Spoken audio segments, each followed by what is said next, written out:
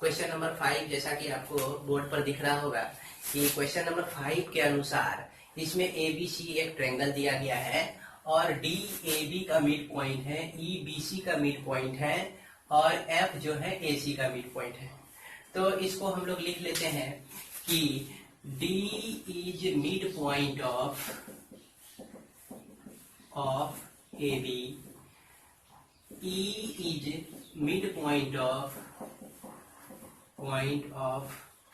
BC और F is midpoint of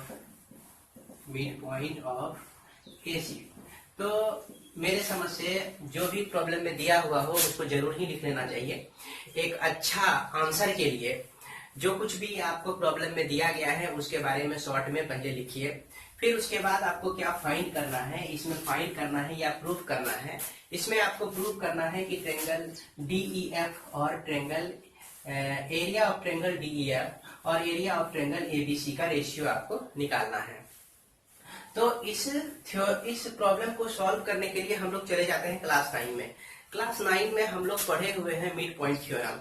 अगर mid point theorem को हम इसमें अप्लाई करते हैं तो यह बड़ी आसानी से सॉल्व हो जाता है और इसको हम इसी विधि से सॉल्व भी करेंगे।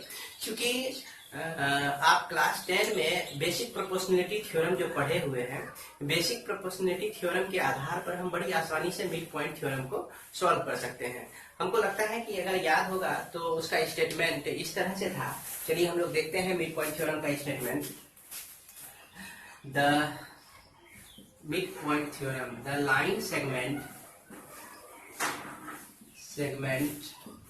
joining the midpoints of any two sides of a triangle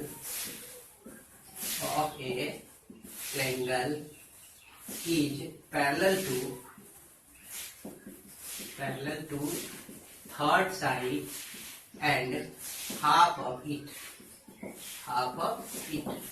कहने का मतलब कि एक रेखाखंड, इसका हिंदी भी सुन ले, एक रेखाखंड अगर किसी त्रिभुज के दो भुजाओं के मध्य बिंदु को मिलाती है या से गुजरती है तो वह रेखाखंड जो होती है तीसरी भुजा के समानांतर होती है और वह इस तीसरी भुजा से आधी होती है।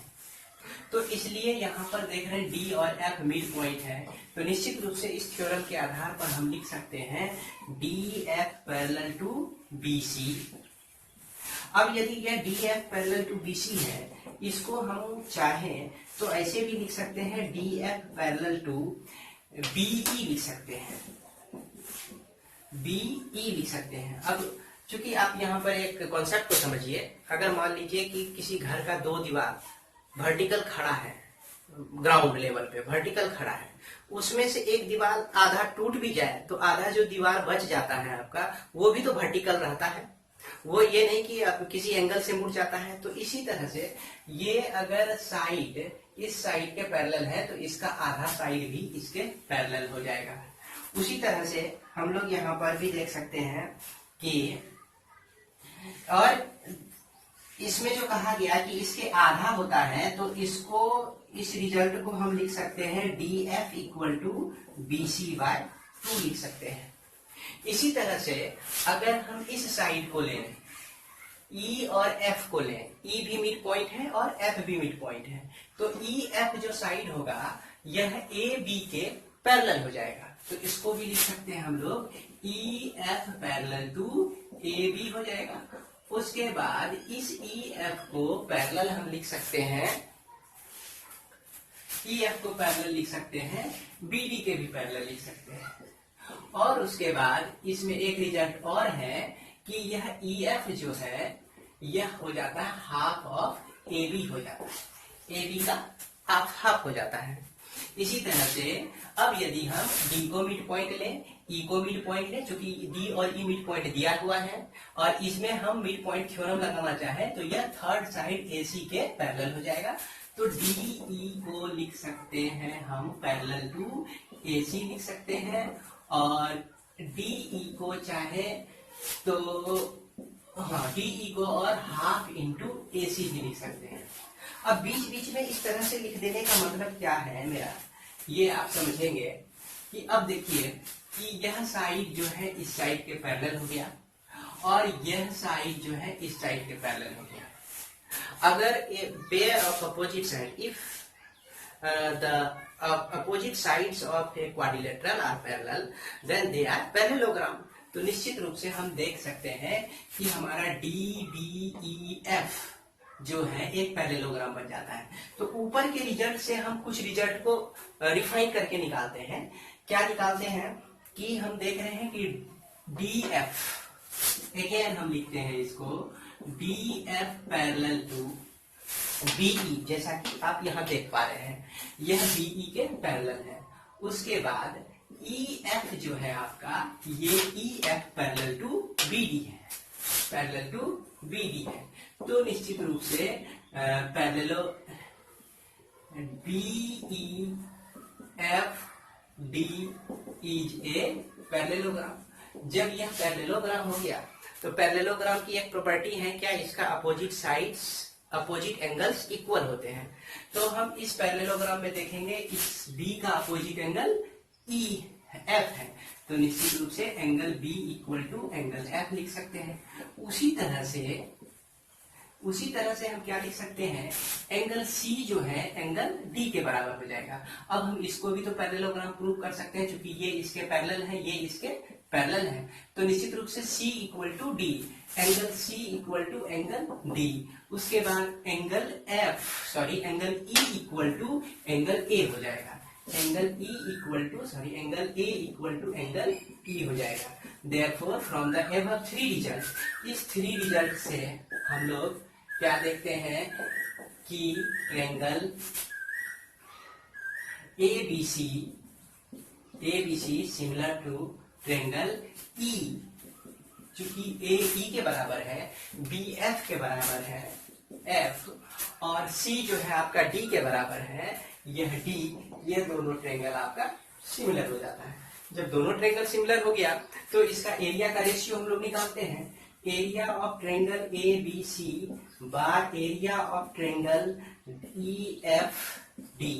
तो इसको हम लिख सकते हैं कम से कम AB square by EF square, तो लिख ही सकते हैं।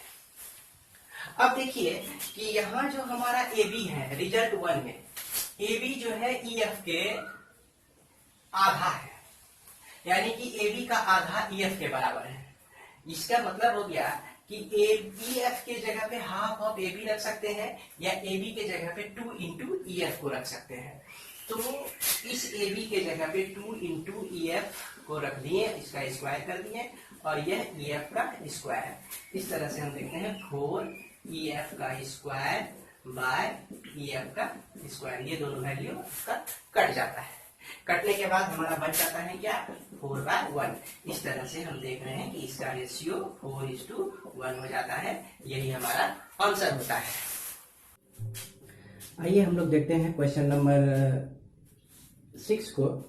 जैसा कि क्वेश्चन नंबर 6 में कहा गया है कि ABC और DEF दो ट्रायंगल है, इसमें L जो है इसका मीडियन है और BDM जो है इसका मीडियन है, यानी कि यह मीडियन जो है इसको दो बराबर भाग में विभक्त करती है। यह आपका AL BL equal to LC, ये दोनों आपका बराबर है। उसके बाद EM इक्वल टू MF, ये दोनों वैल्यू भी बराबर है। तो चूंकि मिड पॉइंट है तो स्वाभाविक है कि दोनों बराबर होंगे ही। दोनों नीचे का बेस का जो दो पार्ट्स है, पहला पार्ट दूसरे पार्ट के बराबर, इसका पहला पार्ट दूसरे पार्ट के बराबर। इसके बाद हम लोग को दिया गया है कि ट्रायंगल ABC जो है DEF दोनों आपस में सिमिलरली है, और इसमें हमको प्रूव करना है कि यह जो ट्रायंगल है, इस ट्रायंगल का रेशियो जो होगा इसके मीडियन के स्क्वायर के रेशियो के बराबर होगा। तो इसको प्रूव करते हैं हम लोग। इसमें सबसे पहली बात क्या है कि हम देख रहे हैं कि ट्रायंगल ABC और DEF दोनों सिमिलर दिया गया है। तो गिवन में हो गया we have triangle ABC similar to triangle DEF।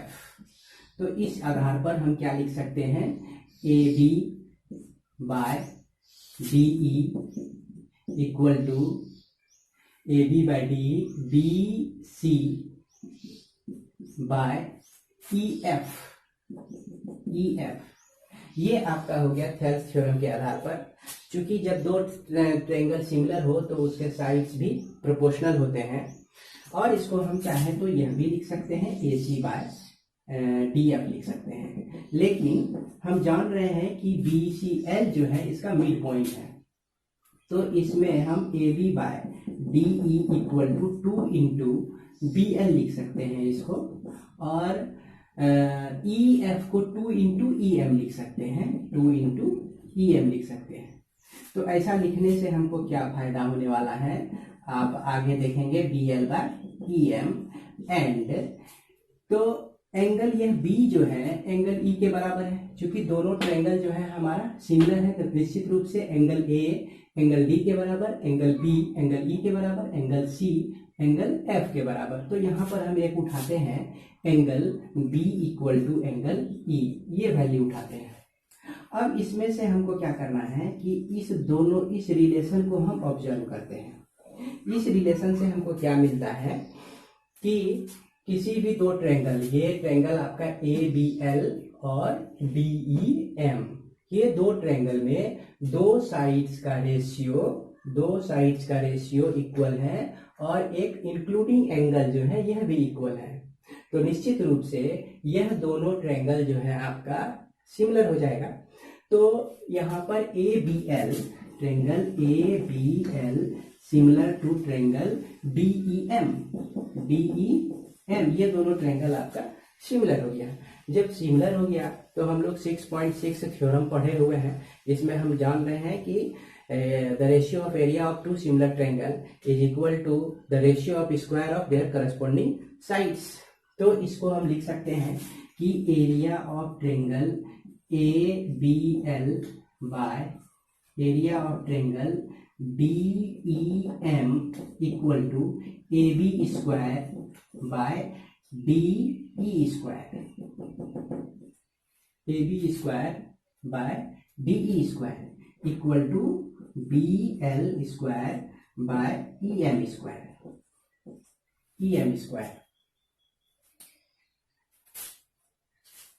Equal to A L square by D M square. इस तरह से ये इक्वेशन हम लोग 1 मान लेते हैं। अब इसके बाद हम लोग चलते हैं कि अगेन हम देख रहे हैं कि triangle A B C similar to triangle D E F है, ये डी ई एफ के सिमिलर है। तो निश्चित रूप से area of triangle A B C by area of triangle D E F equal to हम लिख सकते हैं A B square by D E square. बस हमें जरूरत इतना ही है, तो इसीलिए एक ही साइड के रेशियो का स्क्वायर हम लोग लिख देते हैं। अब हम लोग कंपेयर करते हैं इक्वेशन 1 और इक्वेशन 2 को। इक्वेशन 1 में आप देख रहे हैं कि इसमें A B square by D E square है, और इसमें भी A B square by D E square है, और यह A B square by D E square जो कि A L square by D M square के बराबर है। तो निश्चित रूप से यह वैल्यू इसके बराबर है और यह जो है इसके बराबर है, तो निश्चित रूप से यह पहला जो है आखिरी के बराबर हो जाएगा। फिर से सुनिए, पहला दूसरे के बराबर, यह दूसरा जो है तीसरे के बराबर। तो इसका मतलब हो गया कि पहला और तीसरा आपस में दोनों बराबर है। इसलिए फ्रॉम इक्वेशन 1 एंड 2 से हम लोग लिख सकते हैं area of triangle A B C by area of triangle D E F equal to A L square by D M का स्क्वायर। यही रिजल्ट हमको प्रूव करना था, जो कि हमारा प्रूव्ड हो चुका है। तो आइए हम लोग क्वेश्चन नंबर 7 को देखते हैं कि जैसे कि क्वेश्चन नंबर 7 में ये कहा गया है कि आपका एक स्क्वायर दिया गया है। इस स्क्वायर को हम ए बी सी डी ले लेते हैं, ए बी सी और डी, और इसमें क्या कह रहा है कि इसके किसी एक साइड पर हम लोग एक इक्विलैटरल ट्रायंगल बनाते हैं। जैसा कि आप लोग जान रहे हैं कि इक्विलैटरल ट्रायंगल की क्या विशेषता होती है कि उसकी तीनों साइड इक्वल होते हैं। यानी तीनों एंगल का मेजरमेंट जो होता है वह 60-60 का होता है। उसके बाद इस पर एक इक्विलेटरल ट्रायंगल हम बनाते हैं, इसके डायगोनल पर इस तरह से बनाते हैं। तो डायगोनल पर भी हमने एक इक्विलेटरल ट्रायंगल बना दिया, जिसका नेमिंग हम कर देते हैं। यह BCT है और यह DBQ है, दो ट्रायंगल है। तो इसमें हमको यह प्रूफ करने के लिए कहा गया है कि area of triangle CBT equal to half of area of triangle DBQ। इसे हमको प्रूफ करना है। तो इसको प्रूफ करने के लिए सबसे पहले हम चलेंगे स्क्वायर की प्रॉपर्टी को देखते हैं। स्क्वायर के बारे में हम ले लेते हैं, let side of square is A। उसके बाद यानी कि इसके साइड ये A हो गया, इसका वैल्यू A, यह भी A और यह भी A। DB जो है इसका डायगोनल है। डायगोनल का वैल्यू निकालने के लिए हम क्या लिख सकते हैं कि जैसा कि स्क्वायर में एक एंगल 90 डिग्री का है, हर एक एंगल हालांकि 90 डिग्री का होता है, उसमें एक एंगल 90 डिग्री का है, तो यह राइट ट्रायंगल बन रहा है। राइट ट्रायंगल में हम लोग पाइथागोरस थ्योरम लगा सकते हैं। तो इसलिए हम पाइथागोरस थ्योरम के आधार पर यह हाइपोटेनस इक्वल टू बेस का स्क्वायर प्लस परपेंडिकुलर का स्क्वायर कर देते हैं। तो इस तरह से हम देखते हैं कि 2a का स्क्वायर मिलता है, जिसका वैल्यू जो होता है √2a हो जाता है। अब हम लोग एक चीज और जान रहे हैं कि इक्विलैटरल ट्रायंगल जो होते हैं उसके सभी एंगल 60-60 के होते हैं, इसलिए बेझिझक हम यह चीज को लिख सकते हैं यहाँ पर, और यहाँ पर लिखकर ही कह सकते हैं कि ऑल इक्विलैटरल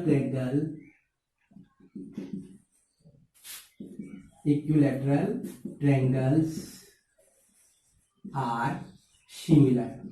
ये जो जितने भी इक्विलैटरल ट्रायंगल हैं वो सारे सिमिलर होते हैं। तो हम यहाँ पे कह सकते हैं कि CBT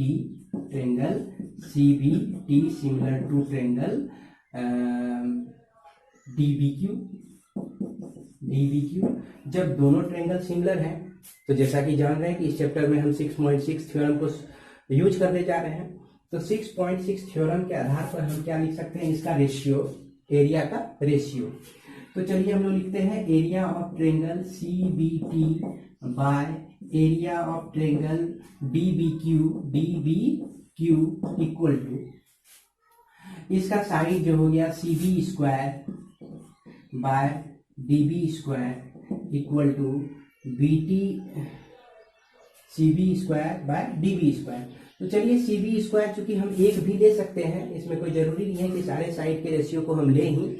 तो CB का जो वैल्यू है हमारा, CB का वैल्यू जैसे कि इस स्क्वायर का साइड A है, तो यह जो है CB जो कि A के बराबर है, तो यह आपका हो गया A स्क्वायर। और DB का वैल्यू हम निकाल चुके हैं √2a, तो √2a का होल स्क्वायर। इस तरह से A square by 2a square हो जाता है। A स्क्वायर कैंसिल हो गया। जब A स्क्वायर कैंसिल हो गया तो यह आपका बच गया 1/2। इस तरह से हम ट्रायंगल CBT इक्वल टू, अब इसे DBQ को हम राइट साइड लेके चले जाएंगे। तो जब इसको राइट साइड लेके चले जाते हैं तो क्या देखते हैं कि यह हाफ आपका पहले से आया हुआ है राइट साइड में, और यह DBQ राइट साइड में चला गया। तो एरिया ऑफ ट्रायंगल DBQ, यही रिलेशन हम लोग को प्रूव करना था। आइए हम लोग क्वेश्चन नंबर 8 को सॉल्व करते हैं। जैसा कि क्वेश्चन नंबर 8 में कहा गया कि ABC और DEF दो इक्विलैटरल ट्रायंगल है, और इस प्रकार है कि D इसका मिड पॉइंट है। तो इसके फिगर को हम लोग बना सकते हैं इस तरह से कि ABC और इसमें BDE, और कह रहा है कि D is mid point of BC। तो BC का मिड पॉइंट हम D ले लेते हैं, और BDE भी ट्रायंगल बन रहा है। तो BD तो इसमें ऑलरेडी है ही, उसके बाद एक E इस तरह से, यह फिगर इस तरह से बन जाएगा आपका। इस तरह से इक्विलैटरल ट्रायंगल बन रहा है, और यहाँ भी एक इक्विलैटरल ट्रायंगल बन रहा है। जैसा कि हम जान रहे हैं कि इक्विलैटरल ट्रायंगल में यह D जो है मिड पॉइंट है, तो D निश्चित रूप से इस दोनों पार्ट्स को इक्वली डिवाइड करता है।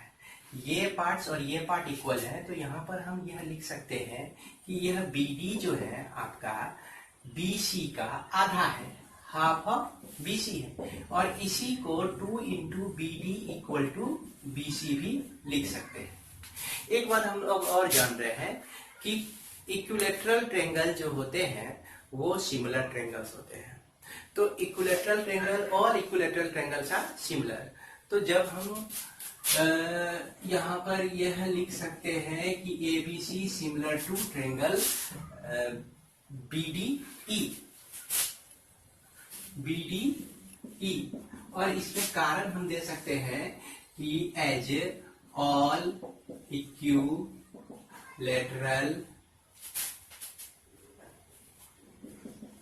Equilateral triangles are similar. सारे इक्विलैटरल ट्रायंगल आपके सिमिलर होते हैं, इसलिए जब यह सिमिलर हो गया तो निश्चित रूप से हम इसके एरिया को एरिया ऑफ ट्रायंगल ABC और by area of triangle BDE equal to लिख सकते हैं हम लोग BC बाय BD लिख सकते हैं। तो इसको जो है हम यहाँ पर थोड़ा सा चेंज करना चाहेंगे, इसको आप इस तरह से EBD लिख दीजिए तो भी कोई फर्क नहीं पड़ता है, क्योंकि इक्विलैटरल ट्रायंगल है। सारे ट्रायंगल का वैल्यू जो होता है, मेजरमेंट जो होता है वो 60 डिग्री के बराबर होता है। तो इसको भी इसी तरह से लिखते हैं, EBD लिख देते हैं हम लोग, तो यह BD हो गया।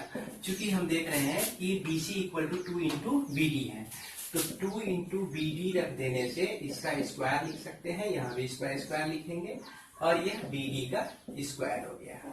इस तरह से यह आपका 4/1 आ जाएगा। तो 4:1 कौन सा रेशियो है आप देख सकते हैं, A, B, C और D में कौन सा वैल्यू है, C, इसलिए इसका आंसर जो है हमारा C हो जाएगा। इसके बाद देखते हैं sides of two similar triangle are in the ratio 4:9। दो साइड जो है दो सिमिलर ट्रायंगल का साइड का रेशियो 4:9 दिया गया है। तो हमको निकालना है कि इसका area of this similar triangle का रेशियो क्या हो जाएगा। तो यहाँ पर कोई भी सिमिलर ट्रायंगल हम ले लेते हैं triangle area of triangle ABC bye area of triangle DEF। तो निश्चित रूप से AB बाय DE लिख सकते हैं। अब AB बाय DE का जो AB का स्क्वायर और DE का स्क्वायर लिख सकते हैं। इसको हम AB बाय DE लिखेंगे का होल स्क्वायर लिख सकते हैं। तो रेशियो इसमें 4:9 दिया गया है, तो किसी एक साइड का ही रेशियो 4:9 दिया गया है। तो यहाँ पर AB बाय DE एक साइड इसका पहले वाले ट्रायंगल का, DE दूसरे वाले ट्रायंगल का, इसी साइड का रेशियो हम इतना मान सकते हैं। दूसरे साइड का भी रेशियो लेंगे तो भी इतना लिख सकते हैं हम लोग, क्योंकि रेशियो हमेशा कांस्टेंट होता है, सारे साइड के लिए रेशियो हमेशा सेम होता है। इसलिए हम इसको लिख सकते हैं 4/9 का होल स्क्वायर। तो यह आपका 16/81 हो जाता है, यानी कि 16:81 इसका रेशियो आता है। तो अब बताइए ABC answer option A, B और C और D दिया गया है, तो यहाँ पर D ऑप्शन से मैच कर रहा है ये, इसलिए हमारा D ऑप्शन सही हो जाएगा, यह आंसर हो जाएगा।